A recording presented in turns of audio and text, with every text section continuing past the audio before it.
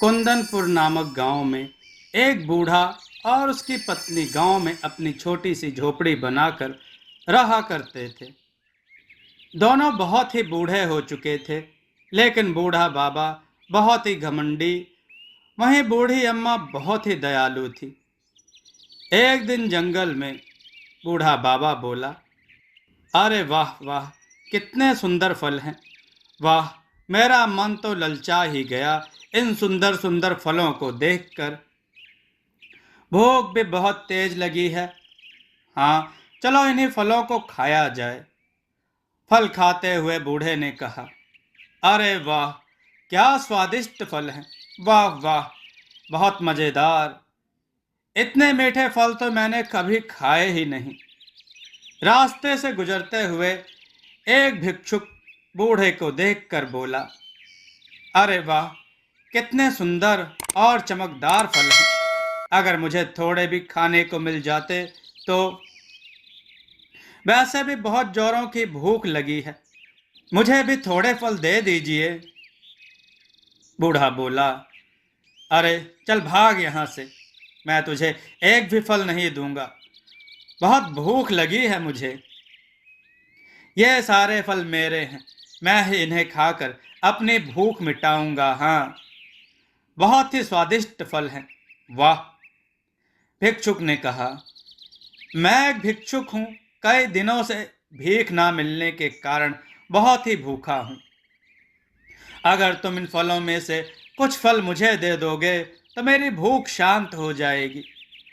मुझ पर दया करो, पुण्य मिलेगा बाबा। बूढ़ा बोला, अरे नहीं, मुझे कोई पुण्य नहीं चाहिए तुमसे। इतने स्वादिष्ट और मज़ेदार फलों में से मैं एक भी फल किसी को नहीं दूंगा।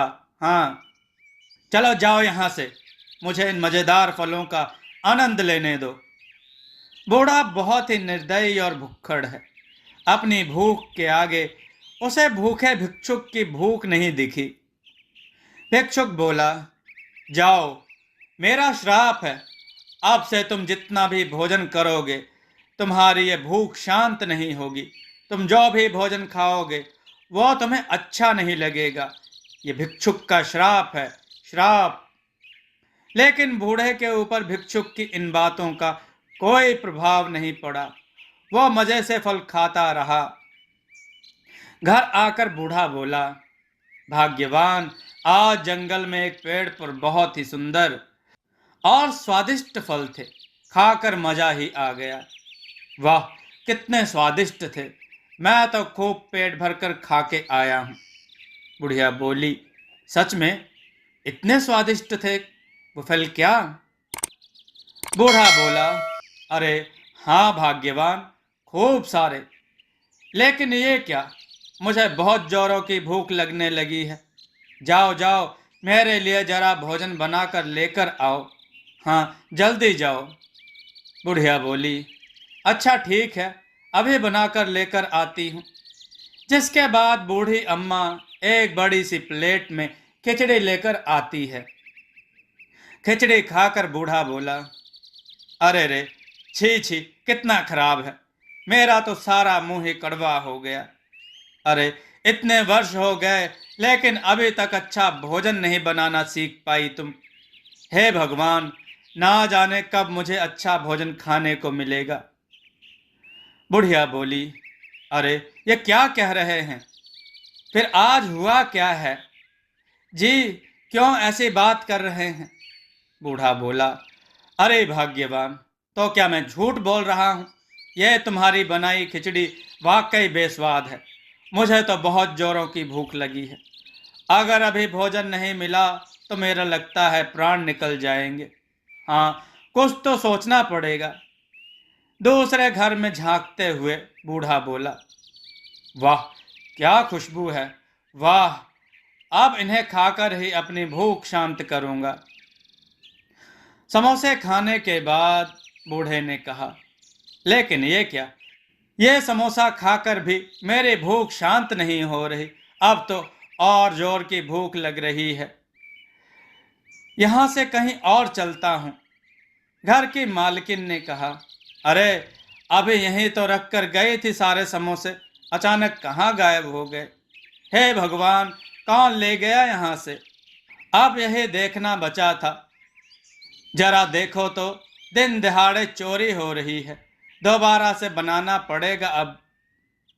तभी बूढ़ा चुपके से गांव के एक दूसरे घर में जाता है, जहां पर एक मोटी औरत चूल्हे पर बैठी खीर बना रही होती है। औरत बोली, अरे वाह, आज तो खीर बहुत स्वादिष्ट बनी है।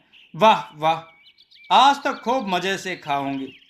बूढ़ा बोला, अरे वाह, खीर, आहा, क्या खूबसूरत है।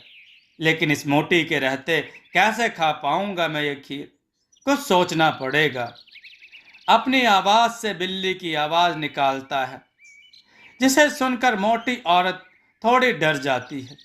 औरत बोली, अरे रे, ये बिल्ली आज फिर से आ गई, अभी भगा कर आती हूँ इसे। हाँ। बूढ़ा आता है और खीर खाने लगता है। बूढ़ा बोला, अरे वाह, कितनी अच्छी खीर है।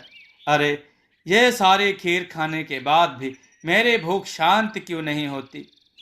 मैं यहाँ से चलता हूँ, कहीं इस मोटी औरत ने देख लिया तो अच्छा नहीं होगा।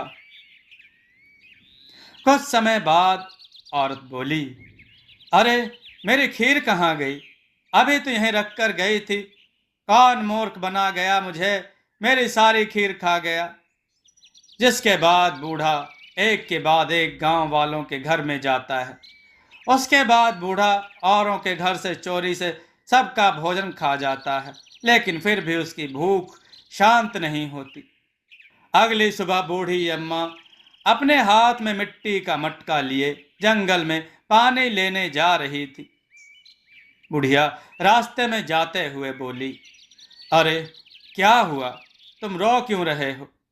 भिक्षुक बोला, मैं एक भिखारी हूँ अम्मा, कई दिनों से भूखा हूँ, एक भी अन्न का दाना नहीं खाया है।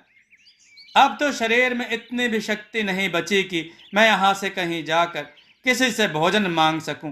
लगता है भूख के मारे मेरे प्राण ही निकल जाएंगे। बुढ़िया बोली, अरे, मैं तुम्हारे लिए भोजन लेकर आती हूँ, तुम इंतजार करना, बस अभी आई। घर पहुंचकर बुढ़िया, अरे, ये क्या क्या कर रहे हैं जी? बूढ़ा बोला, अरे, क्या करूं, कितना कुछ खा चुका हूं, लेकिन मेरी तो भूख शांत होने का नाम ही नहीं ले रही। यह सब भोजन बहुत बेस्वाद लग रहा है। मैं बाहर जंगल में जाता हूँ, क्या पता कुछ अच्छा खाने को मिल जाए। बुढ़िया बोली, ना जाने क्या हो गया है इन्हें, मेरे तो कुछ समझ में नहीं आ रहा। बुढ़िया वही खिचड़ी लेकर भिक्षुक के पास जाती है, जो बूढ़े ने बेस्वाद बताई थी। बुढ़िया बोली, ये लो, ये खिचड़ी खाओ, तुम्हें इसे ही खाकर अपनी भूख शांत करनी होगी। लो, कर लो अपनी भूख शांत। भिक्षुक बोला, तुम्हारा बहुत बहुत धन्यवाद अम्मा, तुम्हारी यह खिचड़ी बहुत ही स्वादिष्ट थी, जिससे मेरी भूख शांत हो गई। तुम मुझे कुछ दुखी लग रही हो, आखिर बात क्या है, बताओ मुझे। बुढ़िया बोली, क्या बताऊं, मेरे पति की कई दिनों से भूख ही शांत नहीं हो रही। वो जो भी भोजन खाते हैं उन्हें वो बेस्वाद ही लगता है, उनकी भूख शांत नहीं होती। अब तुम्हें बताओ, भला मैं क्या करूं? भिक्षुक बोला, मैं सब जानता हूं, और तुम्हारे पति को मेरा ही श्राप लगा है। उस दिन जंगल में जब एक भिक्षुक का रूप धारण करके मैं तुम्हारे पति की परीक्षा ले रहा था, उसने अपने घमंडी स्वभाव और अहंकार के कारण मुझे एक भी फल खाने को नहीं दिया, जिसकी वजह से ही मैंने उसे श्राप दिया। बुढ़िया बोली, मेरे पति को माफ कर दीजिए बाबा, मैं बहुत दुखी हूँ। बाबा, तुम्हारे दिए श्राप के कारण मेरे पति की भूख ही शांत नहीं हो पा रही है।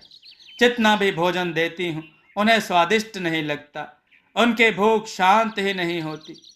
मेरी सहायता कीजिए बाबा, उन्हें अपने दिए श्राप से मुक्त कर दीजिए।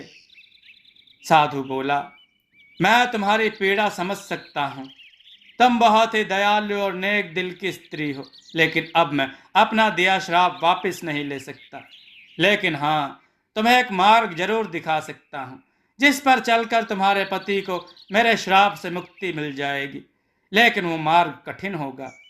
बुढ़िया बोली, मेरी सहायता कीजिए बाबा, मुझे वो मार्ग दिखाइए। मैं अवश्य उस मार्ग पर चलकर अपने पति को आपके दिए श्राप से मुक्त कर पाऊंगी, चाहे वो मार्ग कितना ही कठिन क्यों ना हो। साधु बोला, ठीक है, फिर तुम अभी रुको। जिसके बाद बाबा के हाथ में अचानक से एक लाल रुमाल आ जाता है। बाबा अपने हाथ में लाल रुमाल को जैसे ही दूर फेंकते हैं, वहां पर बहुत ही सुंदर गाय आ जाती है। साधु बोला, यह जादुई गाय है, तुम्हारे पति की भूख शांत इसी गाय के द्वारा होगी। इस गाय का दूध बहुत ही चमत्कारी है।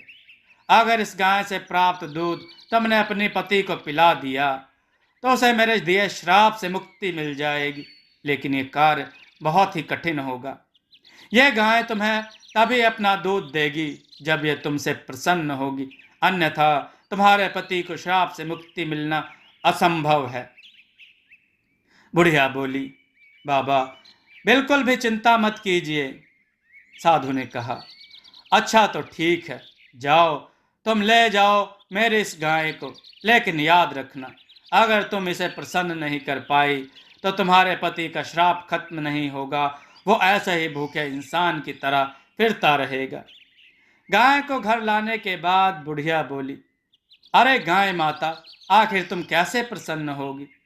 सोचने दो, सोचने दो। रुको, मैं अभी आई। हाँ हाँ, यहीं रुको, यहीं रुको, मैं अभी आई। गाय माता के लिए इस रोटी और इस गुड़ के टुकड़े से चूरमा बना देती हूँ। हाँ, यही ठीक रहेगा।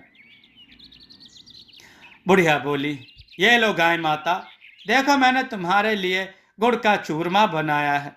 रुको, अभी खिलाती हूँ तुम्हें, अभी खिलाती हूँ। बूढ़ा बोला, अरे वाह, खुशबू आ रही है। अरे वाह, गुड़ का चूरमा, लाओ लाओ, बहुत ही जोरों की भूख लगी है। बुढ़िया बोली, अरे नहीं नहीं, यह गुड़ का चूरमा तो मैंने गाय माता के लिए बनाया है, यह मैं आपको नहीं दूंगी। बूढ़ा बोला, पागल हो गई हो क्या? देखते नहीं मुझे कितनी भूख लगी है, लाओ यह गुड़ का चूरमा मुझे दो। बूढ़ा बुढ़िया से जबरदस्ती चूरमा छीन लेता है। तभी गाय ने बूढ़े को जोर से लात मारी। बूढ़ा बोला, अरे रे, मार दिया, क्या पागल गाय है। हाय भगवान, ये कहाँ से ले आई इसे? अरे टूट गई मेरी कमर, ये गाय यहाँ नहीं रह सकती। सुना तुमने? बुढ़िया बोली, नहीं नहीं, ये आप क्या बोल रहे हैं जी, मैं गाय माता को ऐसे नहीं जाने दे सकती हूँ। हाँ, नहीं जाने दे सकती, यही तो आपकी भूख शांत करने का एकमात्र उपाय है जी। बूढ़ा बोला, अरे तुम पागल हो गई हो, ये मामूली सी गाय भला मेरी भूख शांत कैसे करेगी? देखो भाग्यवान, ये पागल गाय है, ये यहाँ नहीं रह सकती। मैं बाहर जंगल जा रहा हूँ भोजन की तलाश में, मुझसे मेरी ये भूख शांत नहीं होती। बुढ़िया बोली, अरे ना जाने कब भूख शांत होगी इनकी। गाय माता के लिए जो चूरमा बनाया था वो भी सारा खराब कर दिया, अब क्या करूं? ना जाने अब गाय माता को क्या खिलाऊंगी। रात में बूढ़े ने कहा, इधर ये भाग्यवान सो रही है, उधर आज जंगल में कुछ भी खाने को दिखाई नहीं दिया। इस भूख के कारण तो मुझे चैन ही नहीं पड़ता है। चलो थोड़ी देर आराम करने की कोशिश करता हूँ। बूढ़ा सोने की कोशिश करता है, तभी बूढ़े को गाय के चिल्लाने की आवाज़ आती है। बूढ़ा बोला, अरे ये भाग्यवान भी ना जाने कहाँ से इस गाय को उठा लाई है। इसकी यह आवाज़ तो मेरे कानों को बिल्कुल भी पसंद नहीं। अभी बताता हूँ इस गाय को। हाँ, मेरी नींद में विलंब कर रही है, बताता हूँ इसे। बूढ़ा बोला, क्यों चिल्ला रही है? लगता है तू ऐसे नहीं मानेगी। हाँ, अभी बताता हूँ तुझे, रुक, तो बचकर नहीं जा पाएगी मेरे हाथों से। तभी बूढ़ा उसे लाठी से मारने की कोशिश करता है, लेकिन लाठी उसे उल्टा पीटने लगती है। बूढ़ा बोला, अरे रे, ये क्या होता है? यह मुझे लाठी क्यों मार रही है? बचाओ बचाओ, अरे मार दिया, हाय हाय, अरे पूरी कमर ही तोड़ दी मेरी, हाय मार दिया मुझे, बचाओ मुझे। बुढ़िया बोली, अरे ये क्यों चिल्ला रहे हैं जी, आखिर क्या हो गया है आपको, आप ठीक तो है ना? बूढ़ा बोला, अरे भाग्यवान, देखती नहीं हो मुझे इस लाठी ने कितना मारा है, हाय देखो मेरी हालत। बुढ़िया बोली, अरे ये क्या बोल रहे हो आप, लगता है आपकी भूख ना शांत होने का असर आपके दिमाग पर भी चढ़ गया है। यहाँ कोई नहीं है जी, और भला ये लाठी आपको अपने आप ही थोड़े मारने लगेगी। आप भी ना अंदर चलकर आराम कर लीजिए, रात बहुत हो गई है, चलिए। बूढ़ा बोला, अरे भाग्यवान, तुम भला कहाँ मेरी कोई बात सुनती हो, इस लाठी ने ही मुझे मारा है। अच्छा, आप चलो अंदर, चलो कमरे में, बहुत दर्द हो रहा है भाग्यवान। बूढ़ा बोला, अरे ओ भाग्यवान, कहाँ हो, बहुत जोरों की भूख लगी है, लाओ लाओ जल्दी कुछ खाने को दो, भोजन दे दो। बुढ़िया बोली, भोजन, कहाँ से लाऊं भोजन, हमारे पास जितना भी अनाज था वो सब तो आपको दे ही चुकी हूँ, अब तो घर में अनाज का एक भी दाना नहीं है, कहाँ से लाऊं आपके लिए भोजन। बूढ़ा बोला, अच्छा तो ये बात है, ठीक है, मैं तो बाहर जा रहा हूँ, वहाँ कुछ ना कुछ अवश्य ही मुझे खाने को मिल जाएगा। बुढ़िया बोली, अरे ना जाने कब इनकी भूख शांत होगी, मुझसे अब इनकी और ऐसी हालत देखी नहीं जाती।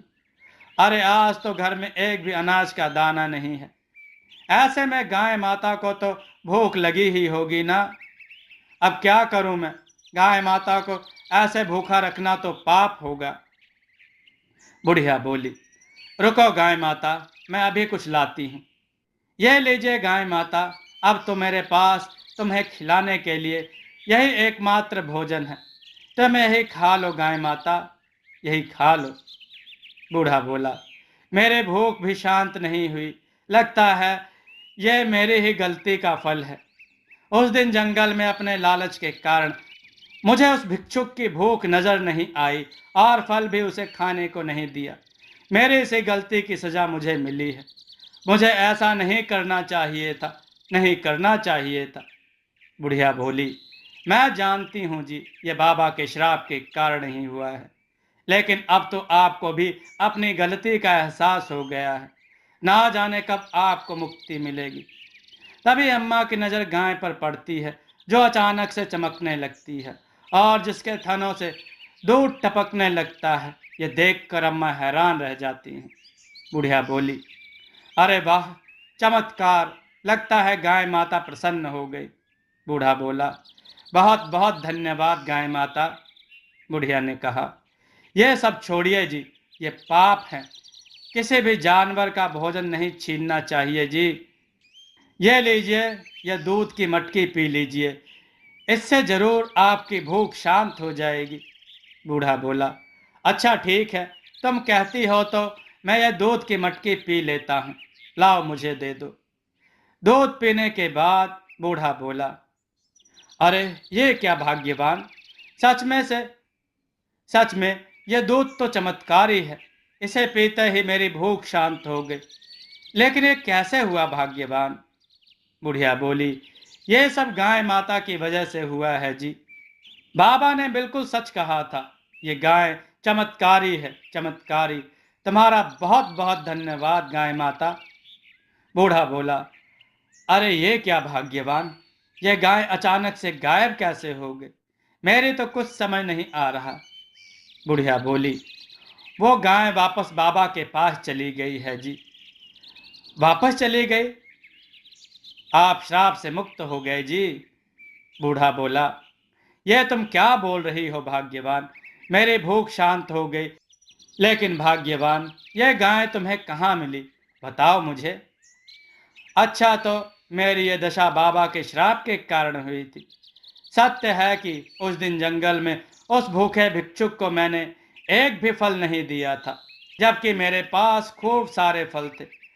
अपने लालच और भूख से मैं उस भिक्षुक की भूख और उसकी पीड़ा को भूल गया, जो कि वही बाबा था, जो मेरी परीक्षा ले रहा था। यह तो मुझे ज्ञात ही नहीं था भाग्यवान। मेरे साथ जो भी हुआ वो मेरी ही करने का फल था। लेकिन तुम्हारे जैसी पत्नी पाकर मैं धन्य हो गया भाग्यवान। अगर तुम ना होती तो मुझे कभी बाबा के दिए श्राप से मुक्ति नहीं मिल पाती। बहुत बहुत धन्यवाद तुम्हारा भाग्यवान। बुढ़िया बोली, नहीं जी, आप मेरे पति हैं और आपके हर सुख दुख में मुझे आपके साथ रहना है। आपको श्राप से मुक्ति मिल गई, बस अब तो मुझे और कुछ नहीं चाहिए जी। हाँ, मैं बहुत खुश हूँ जी, बहुत खुश हूँ। जिसके बाद बूढ़ा और बूढ़ी अम्मा फिर से खुशी खुशी रहने लगते हैं। दोस्तों, आपको यह कथा कैसी लगी? अपने विचार और सुझाव कमेंट में जरूर दें। हमारी कथाओं को लाइक करें, हमारे चैनल को सब्सक्राइब करना न भूलें। हमारी कथाओं को शेयर जरूर करें जिससे लोगों को अच्छा ज्ञान प्राप्त हो। जय श्री राम भक्तों।